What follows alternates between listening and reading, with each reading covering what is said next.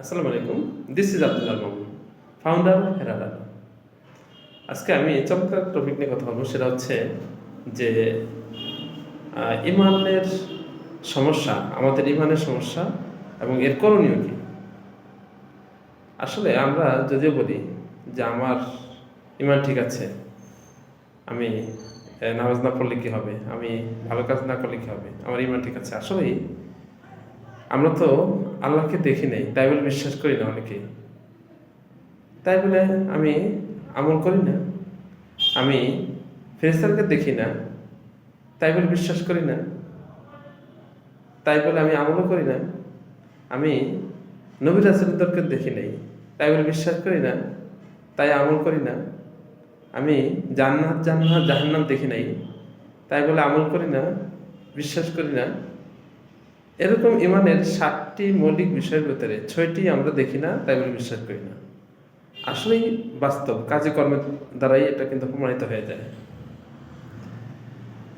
একমাত্র একটি বিষয় দেখি, সেটা হচ্ছে মহাগ্রন্থ আল কোরআন, যার ভিতরে কোনো ভুল নেই, কোনো সন্দেহের লেশমাত্র নেই। কারণ এই মহাগ্রন্থের লেখক মহান আল্লাহ তাআলা নিজেই শুরুতে বলে দিয়েছেন, জালিকাল কিতাবুল লা রাইবা ফিহি। এটা এমন একটি মহাগ্রন্থ যার ভিতরে কোনো ভুল নেই, এবং এটি মহাবিশ্বয়, যে এই জীবনের এই ভুল ধরতে গিয়ে তার জীবনের ভুলগুলি ধরা পড়ে গেছে এই কোরআন শিখতে গিয়ে।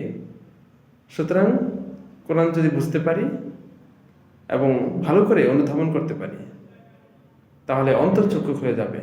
আর এই অন্তর্চক্ষু দিয়ে আমি আল্লাহকে দেখতে পাবো। কোরআন যদি বুঝতে পারি, তাহলে এই অন্তর্চক্ষু দিয়ে আমি ফেরেশতাদেরকে দেখতে পাবো। আমি কোরআন যদি বুঝতে পারি, এই অন্তর্চক্ষু দিয়ে আমি জান্নাত জাহান্নাম দেখতে পাবো।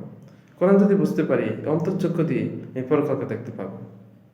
এটি হচ্ছে ইমানের সমস্যার পরে আপনার করণীয়, যে আপনি কোরআনটাকে আগে পড়া, তারপরে বোঝা।